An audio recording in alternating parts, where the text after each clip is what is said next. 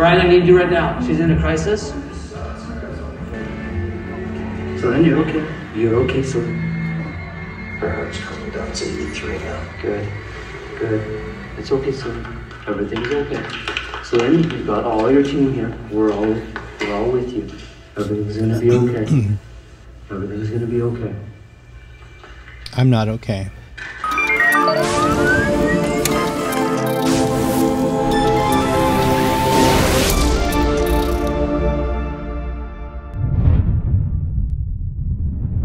Hi everybody, welcome back to my channel. So last night I attended the premiere here in Los Angeles for Celine Dion's new documentary, I Am Celine Dion, due out June 25th on Amazon Prime. That full video of me attending the premiere is in this description. I'll leave the link there so you can go check that out and you can see all the behind scenes footage, talking to other fans about their favorite Celine Dion songs, and then actually going into the theater, getting my seat, watching the live stream, and experiencing the film for the very first time. So go ahead and check that out after this video. Right away, I want to say, spoiler alert, I am going to go fully into this documentary, give a complete review, a complete reaction to so many of the scenes in there. So if you have not yet seen this film, you may want to save this to your favorites, like it actually, and then send this link to yourself and come back to it after you watch the film. You can go do that now. Don't worry, I'll wait. Okay, great. Or if you're like, well, I haven't seen the documentary yet, but I don't mind spoilers, then continue watching at your own risk. You have been warned. But for those of you who have seen the documentary and you're ready to go here with me, then you've come to the right place, because let's get right into it. I just want to reiterate that I'm going to go in and out of emotions because I'm not okay. Those of you that have seen it know that we were left with something very kind of bleak, maybe a little bit.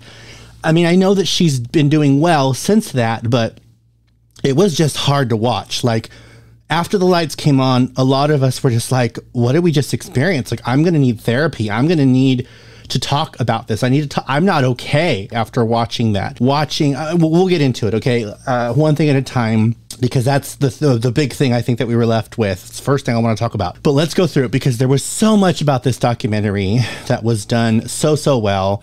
Irene Taylor, the film's director and the producer, the woman behind this whole project, essentially. What a masterful documentary it felt, my favorite things about documentaries is when it feels like you're there, right? It's like a moment capture, an era capture. It pulls you in and you are living with this person. And we got that right off the bat. I mean, the very first scene with Celine, with her sons, cameras following her around. They're doing like this, like breaking down the fourth wall, asking her son to be the director. And she's like, okay, Mr. Director person, where would you like me to sit? And all that was so fun and playful, right? And I love that when you break the fourth wall and you acknowledge that you're doing a documentary within the documentary, and you have the camera crew on film in the shot. It's so immersive. You understand that there's no pretense, there's no glamour. It's just real nitty gritty. And this documentary absolutely achieved that as soon as it started. Real quick, if you are new here, please take a moment to head over to that subscribe button and smash the bajangles out of it, and ring the bell so that you can get notified the next time I drop another exciting video just like this one. Very interesting to have the shout outs to Mariah Callas. For those of you that don't know, Mariah Callas is a very famous and very accomplished opera singer, known as one of the best opera singers of all time. The film starts with her music, and then later Celine's listening to her music out by the pool. She even shows a necklace that her husband had given her, and she says this is from Mariah Callas. And I wonder, I'm like, oh wait, how did those belong to Mariah Callas? There were talks, I think, at one point of Celine playing Mariah Callas in a biopic about Mariah's life. How amazing would that be? And of course Celine would kill it. Celine actually can sing opera, for those of you that don't know.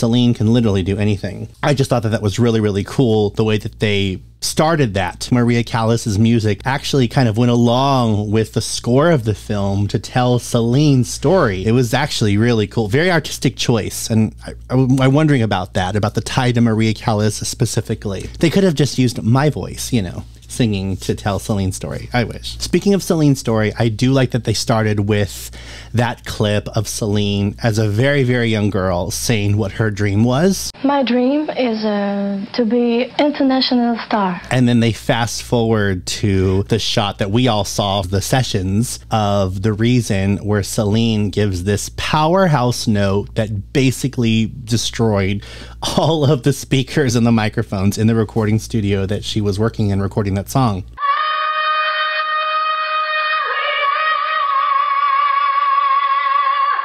Is the sound man okay? Jumping back to that scene where her son is asking her her favorite color, you know, playing the director and all of that, interviewing her.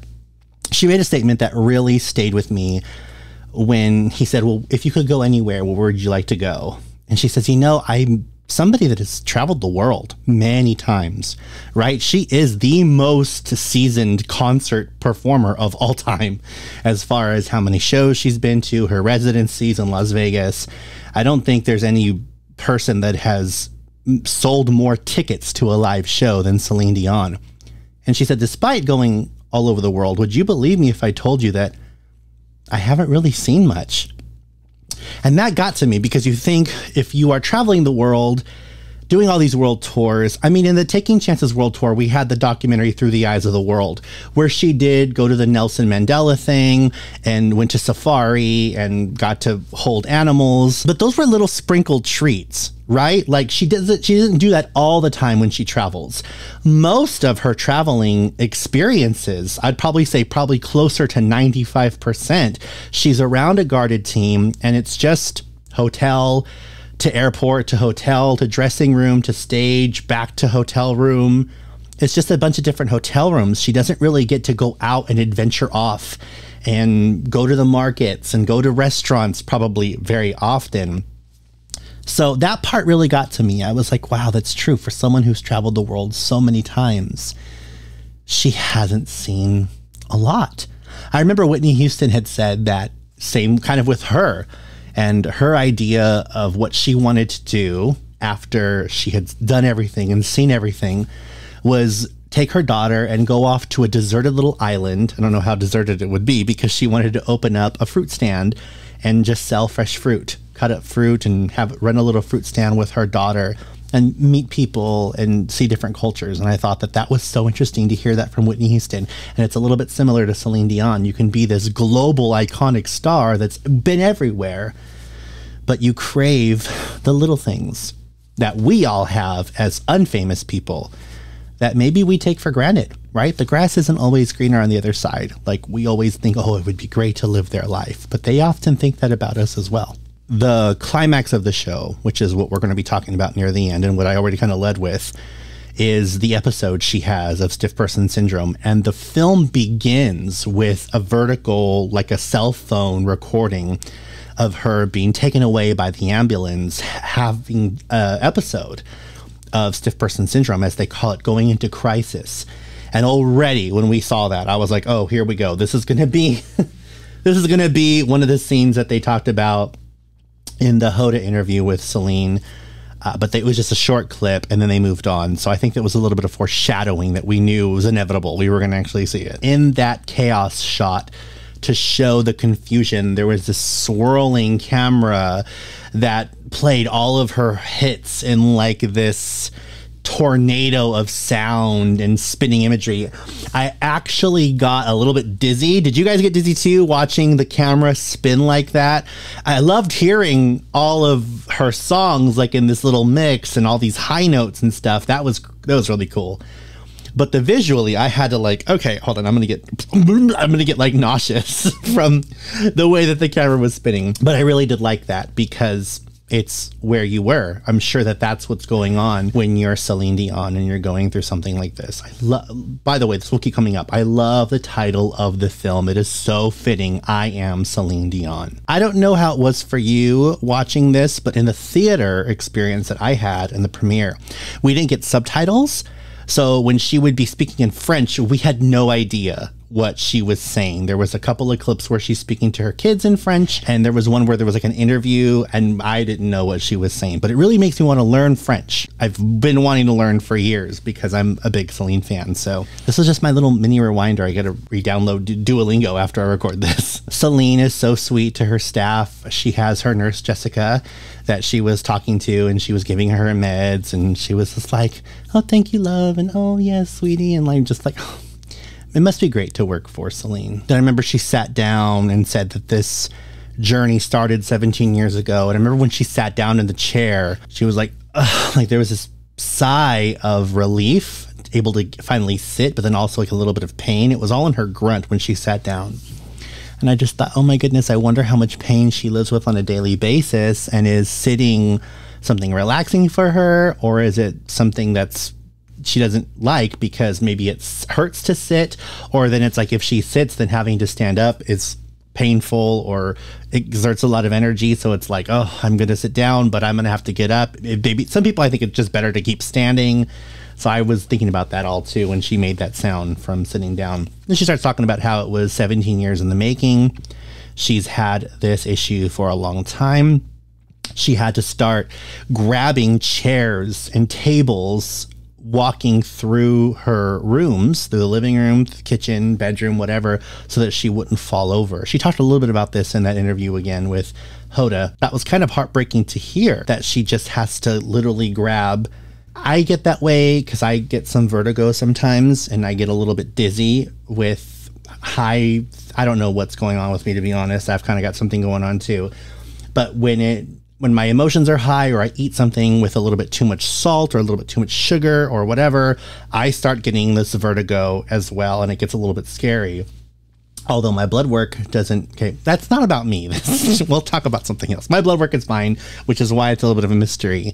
But that also, to go into when Celine says, I wanted them to find something, like what's going on with me. When you have things going on in your life and in your body especially, and you're like, this is not normal, and you go to the doctor and they tell you, we don't know, you're fine, you're fine, you're fine. Because she did say with stiff person syndrome, you can't see it. There's no way to test for it. So that's why all of her results from the doctors were coming back fine, because you cannot physically see stiff person syndrome. That's why her getting this diagnosis was essentially a miracle, because otherwise it would have just stayed a mystery. And she does thank her neurologist. Actually, during the premiere, she gave her a shout out and said, thank you for being the one to figure this out, essentially. You're the one that figured out this was stiff person syndrome, and you replaced my fear with hope, because now we know what it is, and that allowed us to be able to find ways to better treat it. There is another person here tonight who helped me, solved this mystery about my health. It is my neurologist, the brilliant Dr. Amanda Piquet. In finding ways to manage and treat my condition, Dr. Piquet has delivered a very important result for me. She has replaced my fear with hope. During this explanation about her condition, she starts talking about her voice and about the low notes, and she talks about how it can be, you want to stretch it out when you do vocal warm-ups like Play-Doh. And as she's talking about her voice, her lower registers, the higher notes, what the condition does to her vocal cords, where it blocks her off from highs and lows. It was a rare treat to hear Celine talk about her own voice. I don't know that I've seen, and I've watched hundreds of hours of her interview footage. Very rarely, if ever, have I heard her talk in depth about her own voice, about how it is for her, how it feels to sing, what it feels like, how she understands her voice enough to control it. This woman has complete mastery over her vocal cords. I've never heard somebody talk about their own voice and their relationship to their voice the way that I did in this documentary with Celine. I was very blown away, and it got me excited. I'm like, wow, woman, finally, she doesn't really give herself a lot of praise, or acknowledgement of her ability. I know that she dislikes false modesty. She has said that in her book, actually, My Story, My Dream, but I never really heard her talk about her own instrument and its abilities like she does in this documentary. It really excited me. Basically, she knows what she can do. And so that's why when she wasn't able to do it and when she started having problems with it, it created this identity crisis. And she said in the interview with Hoda, I didn't even want to hear my name because I don't know who I am if I'm not Celine Dion and can deliver that. There's a big shoes to fill, even for the person herself, to just walk into a room, Celine Dion, I'm Celine Dion. She said, if I'm not that person, then what do I have to give? What do I have to offer? There were times when she walked into the studio, she said, and I know that that's what they wanted. You're Celine Dion, the singer of All By Myself. You're the best. All by myself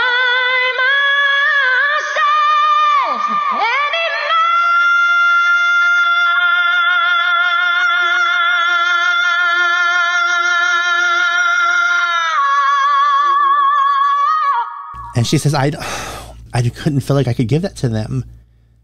And that was hard for me. She even kind of opens up showing her voice and what that disease looks like when it's constricting her. She says her lungs are fine, but when she tries to sing those powerful notes, it doesn't really come out. It's what's in front of my lungs that's so rigid because of stiff person syndrome that it's like I know you. That's what happens. It's like I know what I want to do. And now you can show me, yeah. And that's what happens, and it's very difficult for me to hear that and to show this to you.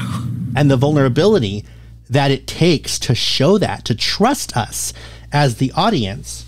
And I remember saying this while I was sitting down waiting to watch the premiere with my new friends, that I know that no other diva, and I'm not trying to put any other divas on blast, but anybody else that's even remotely in her league, because Celine's at the top of the league anyway, but no divas would, I believe, allow us to see themselves that vulnerably. You really have to check your ego out the door to be with no makeup on, showing you cracking and straining because something is contracting and keeping your voice from being able to do what you still can do. That voice is still there. She hasn't lost anything. It is the disease itself that is suffocating her, right? The disease is not allowing that voice to come out. How frustrating must that be? It challenges everything that you've ever thought you've known about yourself. So she's really gone through the ringer, especially when it comes to identity these last 17 years. That's a lot to go through, and she went through it silently. But she still performed publicly.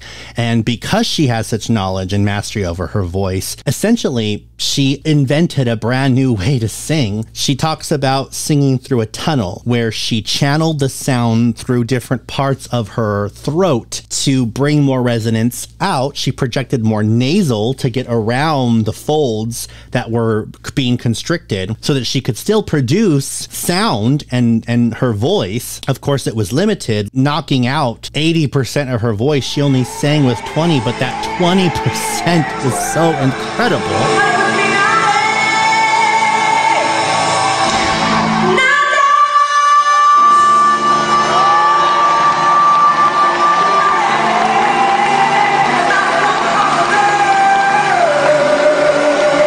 Because she just is the greatest singer of all time. So she can do without a 80% of her voice because that 20% left is still masterful, and people from all over the world still came to listen to her sing. That to me is just a testament to the near endless talent and understanding of her own instrument that this woman has. One of the parts that I think really got all of us, because this was shown in the trailer too, was when she said, I really miss the people. I miss them. Because we miss you too, Celine. We've done a lot. I hope that you've seen a lot of what the fans have done. Another video that I'll link in the description is when she was diagnosed with stiff person syndrome. A bunch of us, international fans from around the world sent out this message that we're not going anywhere. We miss you, we love you, but we also want you to know that you don't have to kill yourself with stress trying to get back on that stage, because at that time she really needed to devote herself to healing. So it's like, hey, however long this takes, we're going to wait. We want what's best for you, Celine. Yes, we miss you. Yes, we can't wait to see you, but your health first. In the documentary, she compares herself to an apple tree giving out all these apples. And she says she doesn't want us waiting in line if she doesn't have these apples that we're used to give to us right now. And she said during the premiere that she read from a fan, we're not here for the apples. We're here for the tree. And that's the message that we've been saying since her diagnosis was released in 2022. Celine, we are here for you. We're not going anywhere. That video I will link in the description as well. You can check that out after you watch this review. When she says, my voice is the conductor of my life. She says it always has been. It leads and I follow. She says, I don't really have an ego, so wherever it goes, I'm like, okay, fine, voice. You bring people joy. You bring me a great life. I love to sing for people. If you can take that spot as the conductor of my life. I'm fine with it. Have it. Take it.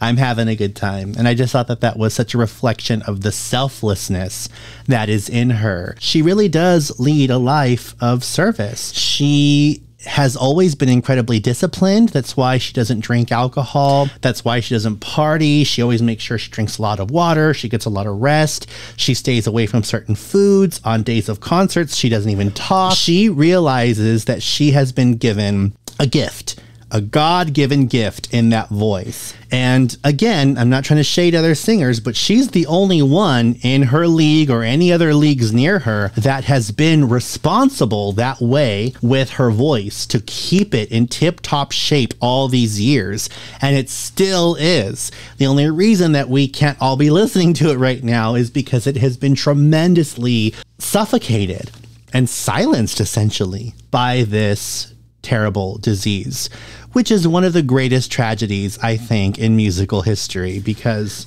today we at 56 could still be listening to Celine Dion sing, if not better than the way she sang in her 90s, which people would call her prime. She's just only gotten better through time. And I would even say, since learning that new way of singing and singing what she says, projecting more nasal, more in the mask, that's a singer phrase for singing higher in your mix and your head, her transitions are better than ever. Like, those of us that understand singing have heard her mixing. You're like, holy crap, she's mixing so effortlessly. She's even hitting whistle tones. She's unstoppable. She's only gotten better through time. So that voice that has only gotten better, we could still be having if not for this disease. It's I don't want to think too much about it, but it's absolutely tragic. But also, was she going to record a version of I Know What Love Is? And now you can show me, yeah. That I want you to show me, or I know you can show me, that's a lyric from I Want to Know What Love Is, right? By Foreigner.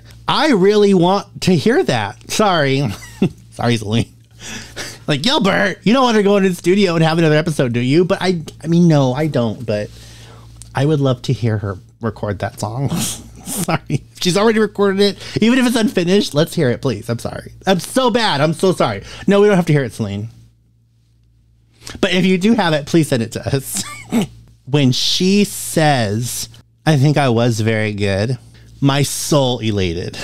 When she said, I think I hit some stuff that was amazing. And, you know, when she had said that producers call her because she's the best, having her acknowledge some kind of praise for her instrument, I've been a fan for almost 30 years. I've never heard her say that, ever. I've never heard her acknowledge her singing that way. Because she's always said things like, and she even said it in this documentary, that she never sang for herself. She doesn't enjoy her own voice that way. She sings because there's an audience for it, because her brothers and sisters loved to hear her sing. So she's like, okay, if you tell me I'm a singer and you love what I'm doing, because I love to do this, like she loves music. She connects to it when she sings and she puts her heart and soul into it. but it's because of how it affects others that keep her doing it. She does it as a love language, right? She loves it because it's like making love, essentially. Well, this is my words, to her audience. It's that reciprocation, which is why she loves the stage so much. But to hear her say, yeah, now that I, as Celine Dion, with this voice, listen back to it, because I'm sure she's had a lot of time to reminisce and to reflect on her career and her performances. It was really refreshing to hear her say, wow, I did a lot. And a lot of the sounds that came out of me, wow, that is impressive. That's incredible. Just as an objective thing. And I just think all greatness, I think all people that have greatness in them at some point should be able to acknowledge that greatness in some way. It's tricky because you can get into ego, right? Like, wow, I'm so amazing, right? But I think there has to be some of that, because the gift is not just for others, but there is part of it that it's also for you. And a lot of us that sing, our voice keeps us company.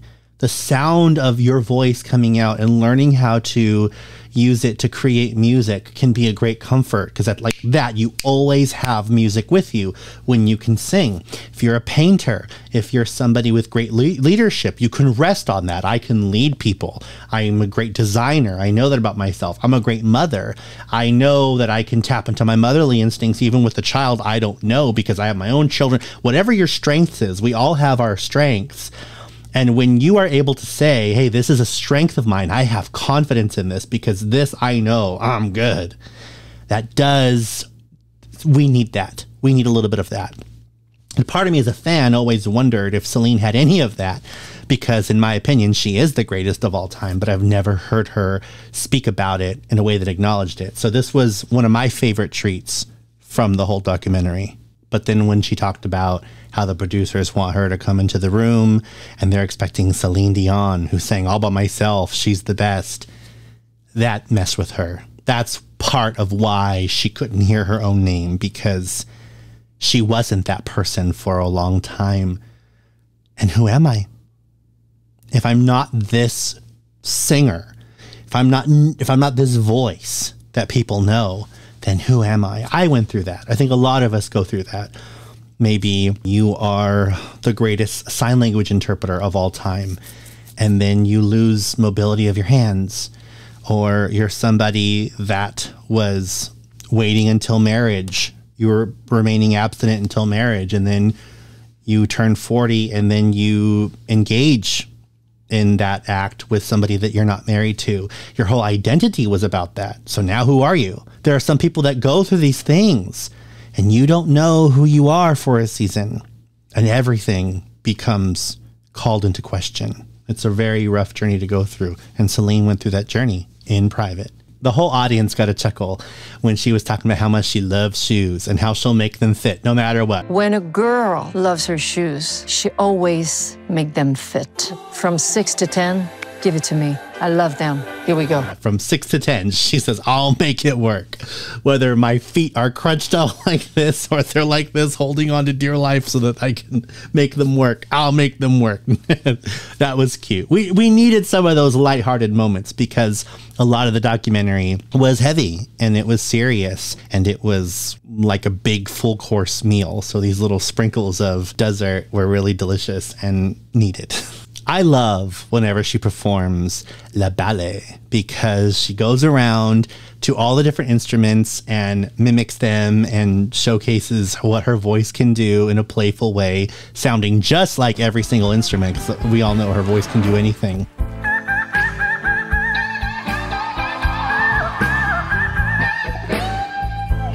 But what also makes that special is because, true to Celine's humility, she loves her team to shine. She loves spotlighting her musicians, her singers. And that's what she says. These people are my family, and we've been together through everything. We've dreamed together. We've lived together. We've lost together. We've been through the good, the bad, and the ugly. And this is one of my favorite quotes. She says, if you want to go fast, go alone. And if you want to go far, go together. And that's why she believes she has gone so far. There's many reasons that have contributed to why Celine has gone the distance in her career. But one of the big reasons she says is because of the team that she's kept for over 30, 35 years. It's like core group, same people. And that's incredible to me. And that speaks a lot to who she is. You know, you can't have those relationships if you're a jerk, if you're a witch. No one's going to want to stick around for that many years unless they are working for you in a way where it feels like they're with you on this journey and that you acknowledge them and that you show appreciation for one another, right? And that's who Celine is. It's who she's always been. I think it's that way for her because of her own family. They did talk about her being from a big family. She's the 14th child, 13 brothers and sisters. One of the questions I've always had, and I don't mean to get negative, but it's something I thought, and I want to be honest about this because I don't know why, but I really thought about that while watching this video. You never hear anything other than her brothers and sisters were her first audience and how much they love her. But they are all musicians. They all are singers or play instruments or both. And yet she's the one that has made it and become globally successful. I wonder if they're all happy for her. Now, I know there's been loss, right? They're not all still living. But I wonder if they're all, those that are left or just throughout this journey, if any of them were kind of like Whitney Houston's character, Rachel Marin's sister in the movie The Bodyguard. Now, clearly that is a very dark take on it. If you've seen the movie, I won't give a spoiler, but that got very, very dark. But I do wonder if it's hard sometimes because I do know that there is sibling rivalry, even just between two siblings, right? Not to throw a light on it, right? But Jamie Lynn Spears, Britney Spears' sister, perfect example, right? There's only three of them. There's a brother and then the two sisters. Jamie Lynn Spears is, well, I don't want to get too negative, but I think you all in the comments, you can let me know. Girl, I know what you're talking about. So that's one example. Now you have that 12, 13 times in your family with somebody like Celine Dion. Sorry, we'll move on. It was just, I'm just being honest. I'm being real. That was something I thought about while watching the film. I think if it is that way, I think because of the tone and the culture of their family, that would never come out. But I'm sure that that's some level of suffering, right? Like, even though it's a negative thing and it's kind of messed up, it's a real thing to feel. So I think that there's my compassion that goes into that. Like, does that person have an outlet to talk about that and be like, hey, look, I need to talk about this because this is really robbing me of my joy. I want to be there for my sister and celebrate her, but she's doing all the things that I haven't done and I never can do. And it's causing a real resentment. And I don't want this resentment. I wonder if that's ever been one of their journeys. Anyway, moving on. She did make the statement that her mom and dad met through music, and that got my attention because I don't really know her mom and dad's story. I mean, I know a little bit about them, that they're musicians, and her mother, of course, Celine talks about her mother all the time and her father all the time, but in the context of like how much they loved her and how her mom was the superhero of the family. But I never knew their story. How did they meet as musicians? Were they in a band together? Like, when she said that, I was like, oh, I want to know. That was a cool little thing that got my attention. In the Bible, in 1 Kings, there's a story about the widow of Zarephath, where her oil and flour was blessed by God and it never ran out. Even if it looked like there was nothing else left in it, it just kept giving. That came to mind when watching the story that Celine shared about her mom baking the carrot pies, that no matter what, they never went hungry. There was always something to eat. The mom would pray over her food and would get creative, just pulling things together. And miraculously, they always had not just an abundance of food, but delicious food. And that the mom prayed, I don't want to hear, what is this? The kids always had grateful hearts. They would be like, Mom, this is delicious. What is this? I love it. It tastes so good. And I was like, wow, that was just, I love these nuggets of faith, of Celine sharing her faith. I'm a person of faith. So whenever these little tidbits come, it's more gold for me as somebody that's both a massive fan of Celine Dion and a person with a deep appreciation for my faith and my relationship with God. So that was another little tidbit that I loved. Makes me really want to try a carrot pie. I'm like, was it sweet? Was it savory? I really want to try that. Because Celine's the greatest singer of all time, she also has the perfect ear. And I laughed hysterically when she talked about how she'd be playing, you know, with her family or with new musicians or whatever, and somebody would strike a bad note. Celine didn't know. She would look, her ear would pick up on it. Mariah Carey would say, somebody's singing the wrong note, right? Celine Dion would, that was not the right note, right? And her mom would say, Celine, you can't do that. You can't look at people, you know, and she'd be like, but they were playing the wrong note. I mean, when you have pitch perfect hearing and vocals, nothing gets by you, right? But she didn't know that she wasn't supposed to do that because, you know, just let it go, you know, let the bad, you know, it's okay. You'll get through it. Just be forgiving. So, I love that Celine shared that because some things you have to learn, right? But again, it really does speak to Celine's perfectionism, being a workaholic, being a person of excellence. Celine does everything at a level 11. Celine! That was amazing! That was the most beautiful performance I've ever seen in my life. Thank you so much. Thank you. No, thank you. We need to do it again. Why? Well, it's too good. This is Deadpool 2, not Titanic. All right, you're at like an 11. We need to get you down to a 5, 5.5 tops. Just phone it in. Listen, this thing only goes to 11. So beat it, Spider-Man. She doesn't do anything half. I do love that they included that Ashes clip as well in the documentary. It gave us all a little chuckle. Again, which we needed because the weight of the documentary was so intense. So thanks for that, Irene. Y'all know I lost my mind when Mariah Carey was named in this documentary. Hi, this is Céline Dion. Sure. And I'm Mariah Carey. Love comes to those who believe it, and this is really me. Oh my gosh, hi. The same way I did in Love Again when I saw the film, because how a lot of you know me and follow me here on YouTube is because of my meeting with Céline Dion. When I asked her if she would do a duet with Mariah Carey, I kind of became the Mariah Carey Céline Dion duet guy. It went viral on Twitter, on all the Mariah Carey fan accounts. And then, of course, it was shared a lot here in the Céline Dion groups. I love that that part of the film was also included in the documentary. That was a personal little yay for my fan viewing experience. I love that they also showed the moment when she breaks down after Renee died. The very first time she had to sing all by myself and the lyrics overwhelmed her.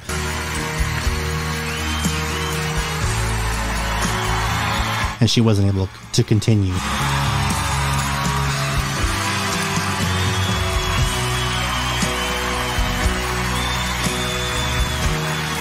That was a momentous occasion for all of us that witnessed that as her fans, that knew what that moment was all about.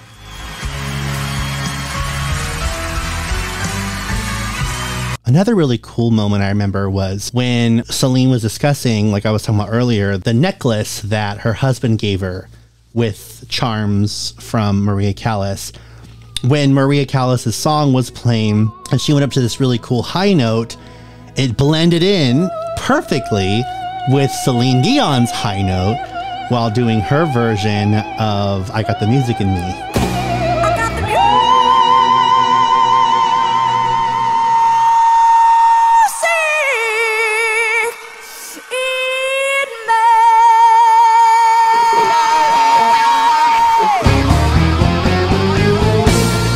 She had said that right before she goes on, she knew that her dream is going to come true tonight. Every time she walked out on stage and greeted her audience, a dream was coming true.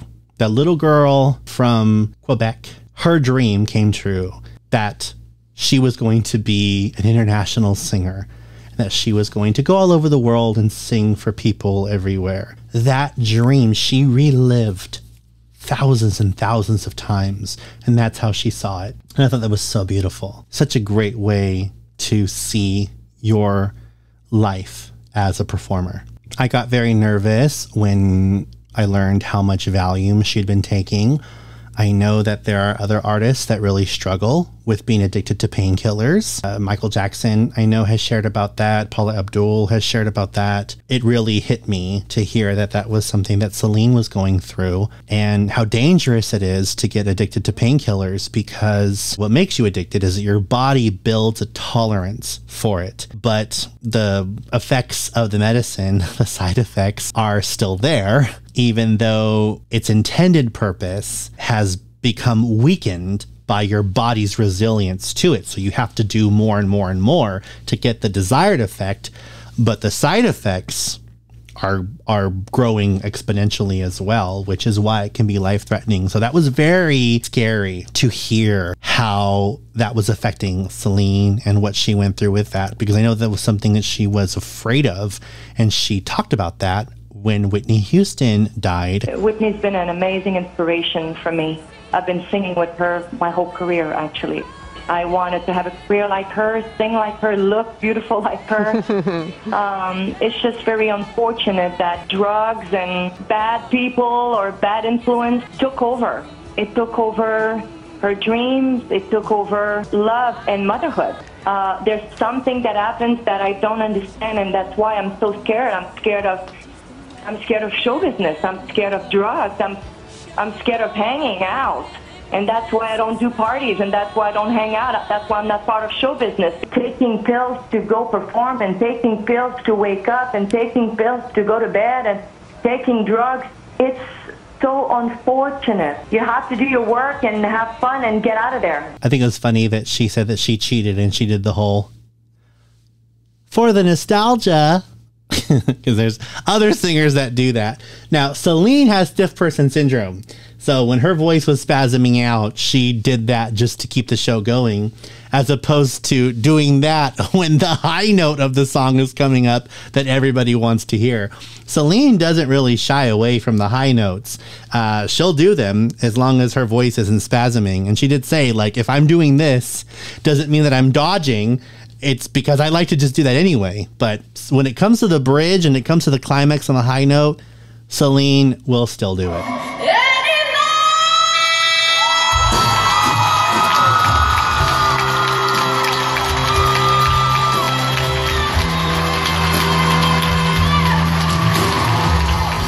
One of the things, as a fellow workaholic, during her physical therapy, the therapist would say, okay, now lift. Okay, that's good. Okay, now lift. Okay, well, that's better. Okay, and he would interchange those words, better and good.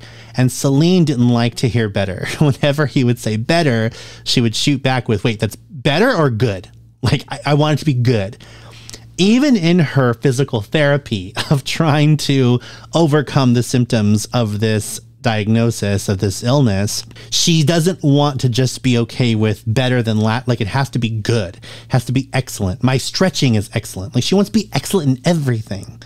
And that to me was like, oh man, but she did acknowledge it. But I understand that as somebody who is a workaholic, who has put almost this insane level of expectation on yourself. It's ironic because the way to health, to de-stress, to get rid of the tension, to get rid of the anxiety even, is to be okay with not being excellent all the time. And that is a journey in itself. And I think that that is something that somebody like Celine, somebody like me, I know Michael Jackson struggled with this as well. It's almost like a surrender of identity. It's so scary. Like, what do you mean I can only, I have to be okay with something not being the best, the good, the most excellent? Barbra Streisand is the same way. So I saw that. I mean, that's how you become this level of success. It's because you've drilled it into yourself to never be okay with anything other than the best from you.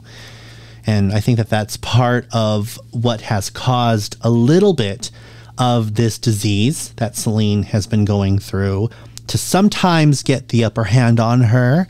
So I'm proud of her for realizing that sometimes the show doesn't always have to go on. And she is saying that now in some of her interviews. And she's learning that even in the documentary. It's a hard thing to do. I was very proud of her to watch that growth and that start to come out of her during the documentary. The therapist starts talking to her about Phoebe in the show Friends. When Phoebe got sick and it gave her this really raspy voice, and she took advantage of it because it sounded so good when she would perform at the coffee shop. Why you stick on me, baby? Thanks for the lights, honey. Your cold makes you sound so great. It's fun. God, I love how sexy I am. It's funny because Celine had said that she feels the same way. She loves being sick or raspy because it gives her this great rock and roll tone. And she even tells the therapist in this movie, you know, I get very jealous of people that usually sing rock because they go out to bars, they have a good time, they smoke, they don't get any sleep, and they sound awesome. Rocking and rolling, right? And she goes, I want to be like them. I want to be able to do that. But instead, I'm at home, I drink water, and my voice is like, no. And I'm like, Celine, but that's why you're the best, because of that. And there's only one Celine Dion. There comes a price for being the best. I think another scene that is going to be a huge standout for fans is actually the scene right before the crisis moment, was when Celine was recording her song Love Again for the feature film of the same title. Celine was approaching it, trying to make it richer and fuller and thicker, the way that she usually does. And that particular night, the disease had an upper hand and it was constricting her. So she had to find a way to navigate around it like she had been doing, which was a lot more airy and in the head voice, almost like lullaby voice, projecting more nasal, softer, thinner tones. And I think that that was just another thing where she wasn't happy with the performance, at least at first. I think she started getting her rhythm going, and I mean, all of us started clapping when she finished the line, because even with it not being this powerhouse vocal storm of tornado wall universe breaking power, she can still sing very, very softly with an adapted approach, and it still sounds immaculate. It still sounds so beautiful. We're just like, wow, that's why you're Celine Dion, because you're so good. That was really a treat, because a lot of great singers, great vocalists, they don't allow us in the studios. It's just them and the engineer when they go in to do all the different takes, because they don't want anybody to hear them run out of gas vocally or crack or just it not come out or whatever it is. Celine's like, you guys can come in, cameras can come in. This is what I'm dealing with. This is how I sing now. On some days, when the days are harder, not a lot comes out, but I want to show it to you. And that just takes so much guts. And it's so admirable to me. It's why I'm absolutely head over heels in love with this woman, because she has no ego. So now we're going to talk about the main part, the part that we're all reeling from, which is the crisis, right? And as Irene says in the interview with Hoda, it came all of a sudden, and we did see that something was going on with her foot. She was having a cramp in her foot. It looked like she was wearing like a stiletto heel, and like the arc of her foot was bending in, and the rest of it was like, was making this shape with the arc going up. It looked super tense and like, relax, like it was tensing up. And it didn't seem like she was in any pain at first, because he says, oh, this is the first cramp you've had today, or the first spasm? She goes, yeah, it's the first one. And she had just been up there singing, doing the Love Again song. And he goes, okay, well, let's get you relaxed, and she's sitting up on the thing to lay down. And before you know it, she just goes out. And he's like, Celine, are you with me? And okay, he gives her his hand. Can you hold my hand, hold my fingers? Okay, and she was. But then that's when we start hearing the sounds that come out of her, and you're wondering, is she in pain right now? She is clearly in stress. My heart was racing. All of us watching this in the theater, You could hear a pin drop. We weren't making a sound. Some of us were like trying to gather our breathing because we know she's okay. We know she makes it through this. But now you're in real time. You're in the room with them as this is going down. I don't know if they knew that it was stiff person syndrome at this point. I guess because he asked her about the spasms, but maybe they just knew of the spasms. They were giving her inhalers through the nose. I don't know what those were, but it seemingly wasn't going down right away. And then you see the moment that stayed with all of us, I think, you see her face. And for that moment, it looked like she passed. Like, I'll be honest, I think that's what my trauma was. I feel like in that moment, I watched my favorite singer of all time that I've loved like a family member for almost 30 years die, like on screen. Like, I feel like I witnessed that. Like, she wasn't responding for a while. We didn't know what it was. When you love someone and they're suffering like that and you are powerless to stop it, you just have to watch it. That's like torture. I felt myself. My anxiety came up, my paranoia, my panic. I had to keep telling myself, Gilbert, she's okay. You know, she lived through this. You just saw her like stream, like she's fine. You know, she's had interviews since then. This was a couple of years ago. You saw the movie when it came out, clear, but it's just in that moment, because it is captured by film, you're living it out in real time. That was just so hard to watch and to hear her. I think that was the part that really messed me up. It was to seeing her and hearing her, hearing those agonizing sounds that came out of her as she's suffering. Oh God, that was so hard. Yeah, we were all a mess. And then of course her face freezing like that. Like I was like, why are you letting this? I mean, I know that Irene had asked her, the camera people had asked her, even the therapist was like, do you want to get the cameras out of here? When she did kind of come to, she said, no, it's okay. This was what she wanted. So I can only imagine that she gave all of the consent that she needed to before this happened. Like, don't stop the cameras.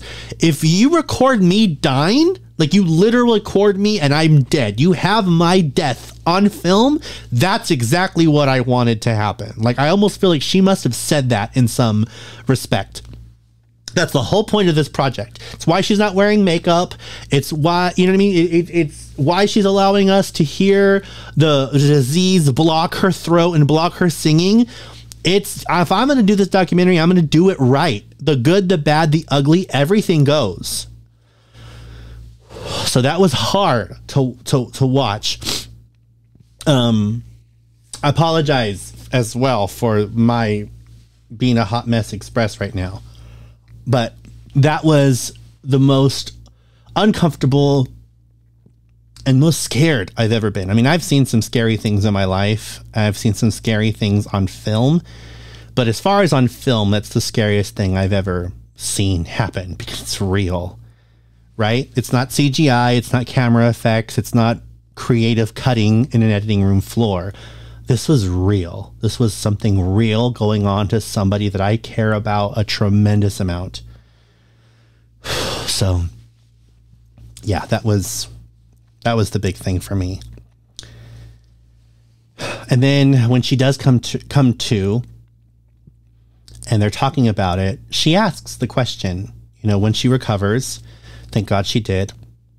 And she says, she connects it to what she just did up there in the studio when recording Love Again. She says, is this because of what I just did?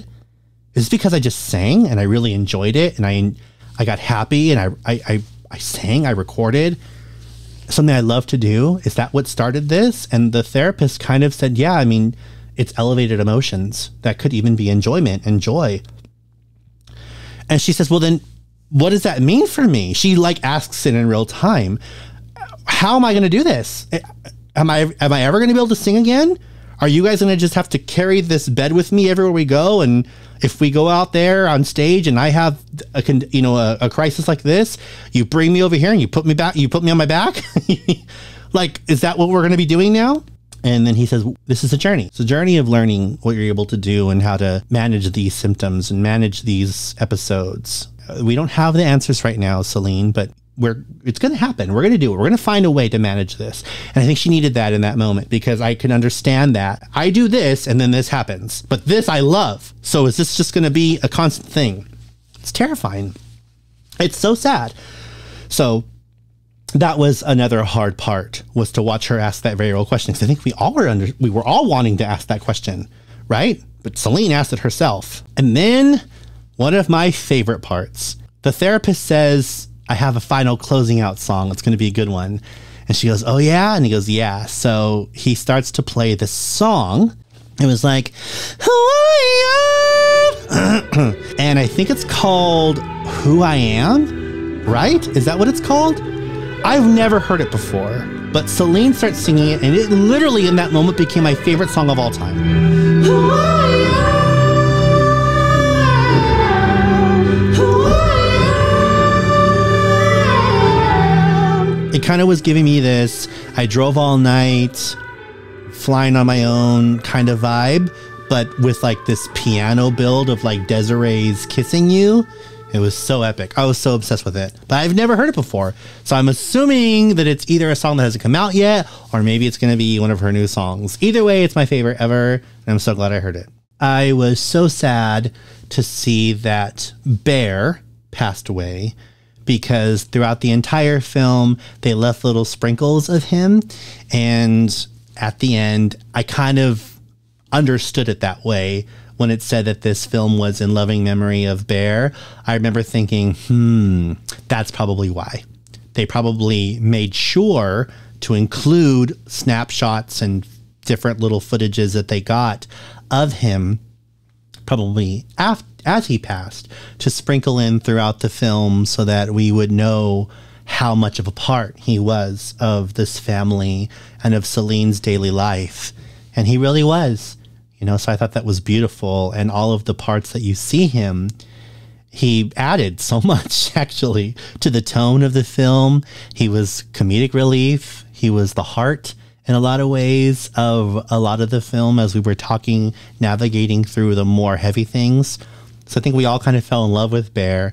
And so at the end, when it said that, we all were like, oh, no. Like, we all really felt that. And that was another thing that really hit home. I love your Courage shirt. Thank you. I got this at one of the last shows before the world somewhat ended. Closing thoughts. What is your name? Nico. Nico, where are you from? New York. My name is Latasha Pippin. I'm from Detroit and live in LA finally. Hi, Gilbert. So oh my God. We meet again now that we can talk about it. What did you think? It was a tearjerker for sure. It was beautiful.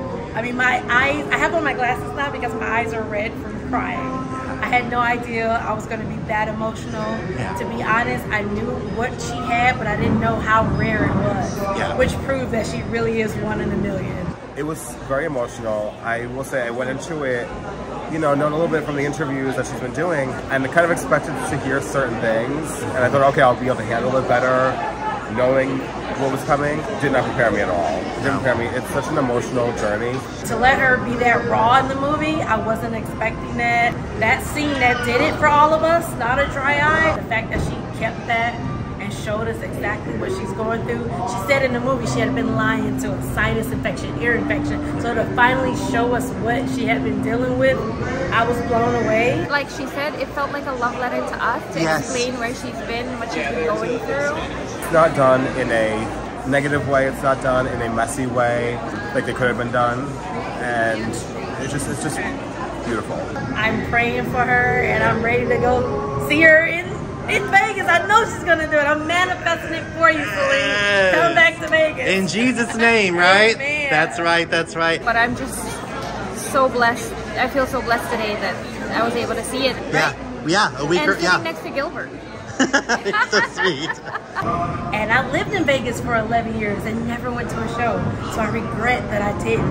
But I'm hoping that the fact that she sung that new song, that means even if she just comes and does one show once a month, I will be on Ticketmaster buying that ticket. That's right. What was your favorite part of the documentary? Just the way that she was so funny. You see her singing all the time. You never get a chance to just see how she interacts with her friends, her family, even her dog. She was very hilarious. What is your favorite Celine Dion song of all time? The one from the Titanic, because when I went to Vegas for the first time before I lived there as a tourist, that was the song I heard at the Bellagio fountain.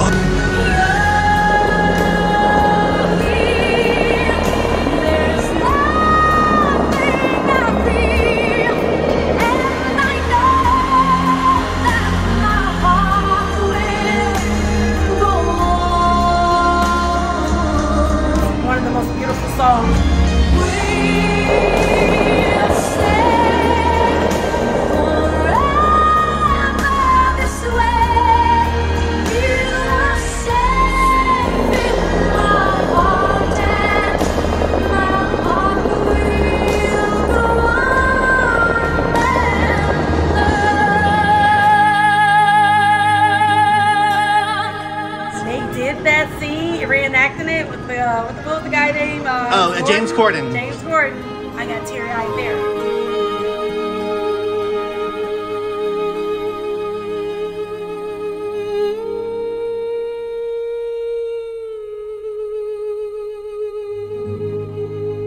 I always literally went back to Vegas to stand at the fountain hoping to hear that song again, even though I could just play it on YouTube, but I want to hear it at the fountain. Of course. Yeah. Immediately after I left the theater, I went to go get some tacos from a place not too far from the Grove where the premiere was, at a place called Sonoratown. But I came out here because I'm not usually in this area. So here is my tacos. Can you guys get a good shot of that? I love their tacos. When I walked in, you're not going to believe me, but when I walked in, I saw a young man walking in my direction that I had just seen a few hours before the premiere started at the Grove, watching the Celine Dion documentary. I didn't get him on film. And they're like, no way, I just saw you. You were at the Celine Dion event, weren't you? He goes, oh my God, yeah, I totally was.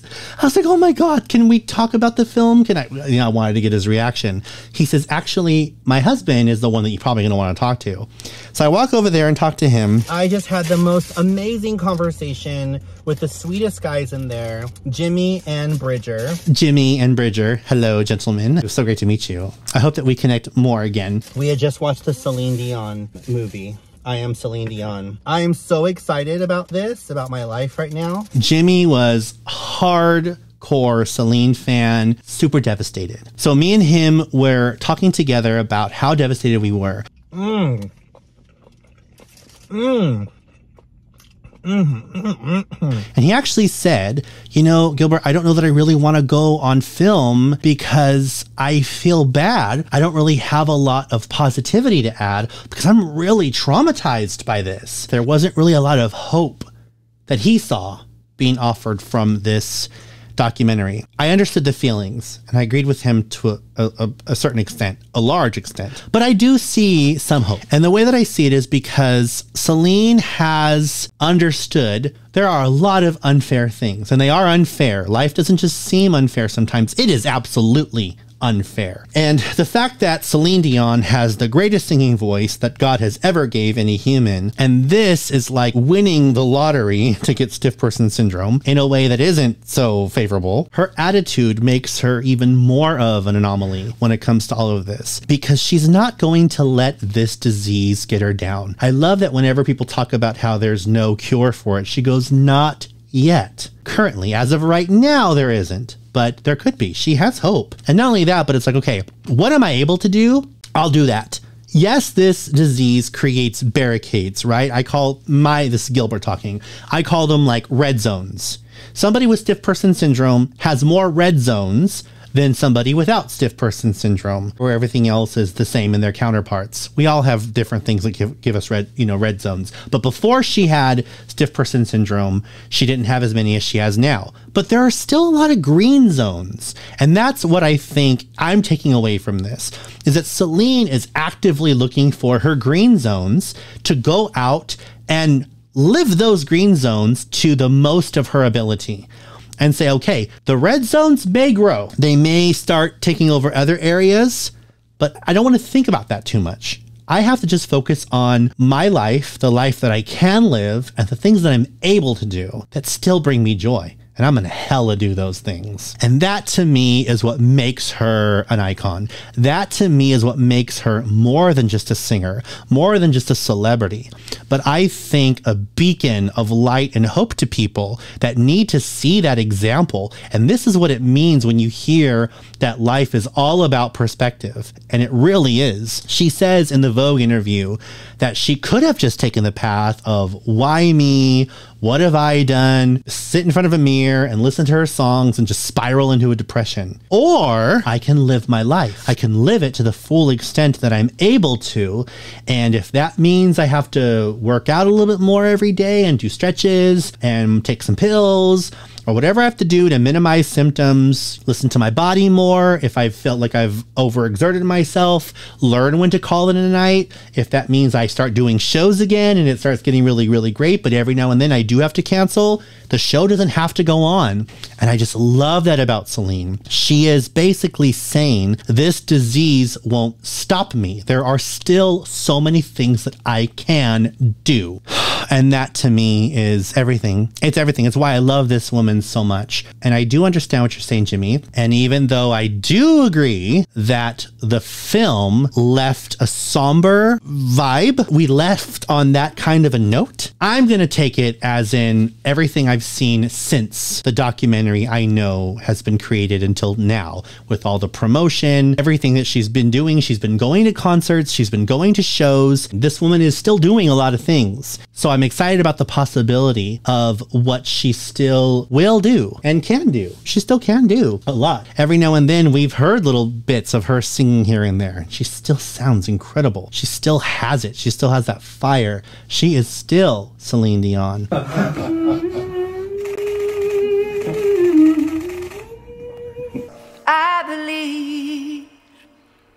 I believe, how did I get here? I've been thinking about you more than I want to. Oh my God. Don't do it. I won't. Be happy. Don't worry, be happy. You're back, girl. She's back all right. So I think that that's kind of what I'm pulling away from this, it being called I Am Celine Dion. It's this whole idea of you can do anything still. And it's an evolution of Celine Dion. It's not a change. It's not a stopping. It's not an ending. It's not even necessarily just an adding. It's an evolution. It's an evolving of what it means to assert for her, I am Celine Dion. After careful consideration, I had an original number I was going to give it, but I've changed my mind because I've had to think about it a little bit more.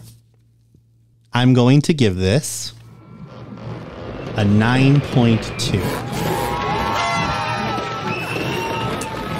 And I think the reason why it's not a perfect 10, it was a perfect 10 to me at first. I mean, I walked out of there saying this is a 10 out of 10. The reason why I don't give it a perfect 10, but it is still higher than a 9, is because I would have liked to see more of her legacy honored. I feel like they teased the legacy. You went into this already knowing who she is, and they just kind of gave a sprinkle of like several little footage clips. But it didn't really go too into it. Part of me wonders, maybe because most of the world already knows who she is, but I feel like, well, then don't go there at all. Like, don't go there half A. If you're gonna go there, honor her legacy. If you're not, you're gonna keep this only about Stiff Person, then do that. I don't like the fact that the soundtrack that's accompanying it, and I realize this probably has nothing to do with Irene. Okay, let's talk about the soundtrack for a minute. I have to wonder if whoever compiled this together even watched the film. You have songs that were added to the track listing that were not in the film, like Pour que tu me manques, sorry for butchering the French on that,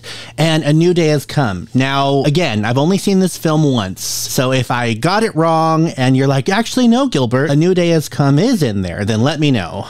or Pour que tu me manques. If there's another song in this playlist, because I don't speak French, let me know if like, hey, that's on there. That wasn't in the film, right? Because that's what I figured. But at least those two. And then there were some songs that were clearly in the film that were omitted. They didn't put them in there at all. Like Treat Her Like a Lady. I love that song. When that song came on, what goes around comes around. Yo, I was like, yeah, girl, right? I was getting my funk on. Why wasn't that on this list? La Ballet, when she's going around talking about all of her bandmates and her background singers and showcasing them, that was on the film. Why wasn't that here? If that's what it takes, the English version, they show her recording that. Maybe that's why they added Pour que tu me manques, because melodically it is the same song as Pour que tu me manques, but lyrically it's completely different. But either way, then put both on there, or at least put the one that's actually from the movie if this is supposed to be a soundtrack. The only reason I'm highlighting this is because somebody came at me in my other video and was like, oh my gosh, of course they're not going to release unreleased songs like Play Me Like a Love Song, because this is only about the songs that were featured in the movie. Clearly it was not. It was inspired by it, but there's a lot here that wasn't on here. And then of course, I cannot pronounce this, Ben Neandro Lontana from Maria Callas. Where's all the Maria Callas? We heard a bunch of Maria Callas during this film.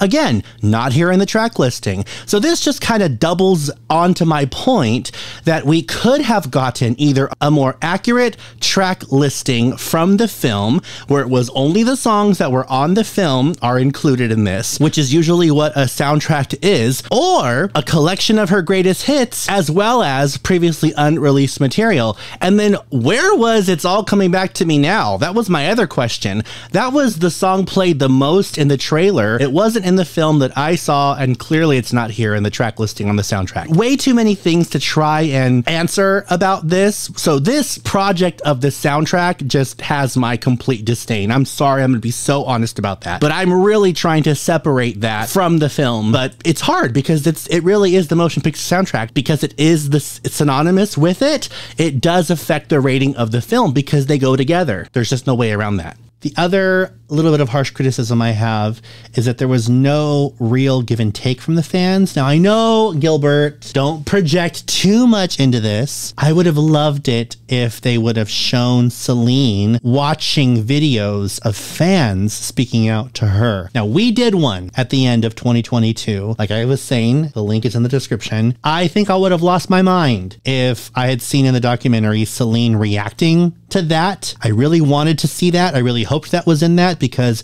she's had a lot of time to be able to do that, to reflect on. I mean, this just elevates your mood. Anytime somebody is sick or healing or recovering or recuperating from something, you have to wonder about mental health, and you need to feed positive things, affirming things. Well, maybe Celine didn't think of that, but there's a team of people there that could have said, Celine, we want to get your reaction to you watching video messages from fans. I think that would have been a powerful thing. I mean, I guess that it didn't go with the vision of what Irene wanted. She wanted it to be very secluded, isolated, and I get that. Maybe showing Celine reacting to fans would have felt more like we were part of this with her, which Celine does acknowledge, but maybe that just wasn't the tone the film wanted. The film maybe wanted it to feel a little bit more cold and her being removed from everybody, dealing with this isolated.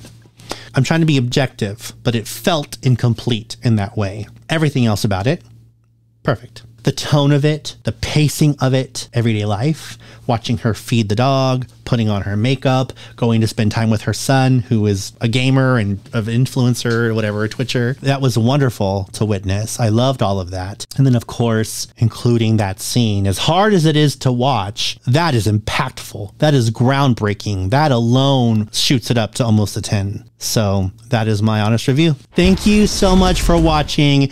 If you enjoyed this video, please subscribe if you haven't already. And please actually take the time to click like on the video. If you're like, oh, Gilbert, I liked it. I really appreciate that. But physically, please like it. When you click the like button, it really helps the algorithms to know that this was a video that was done well, that you really liked. I really appreciate that. Thank you so much in advance. And drop me a comment. Let me know how you felt about the documentary. Do you agree with me? Do you disagree with me? Please just be respectful.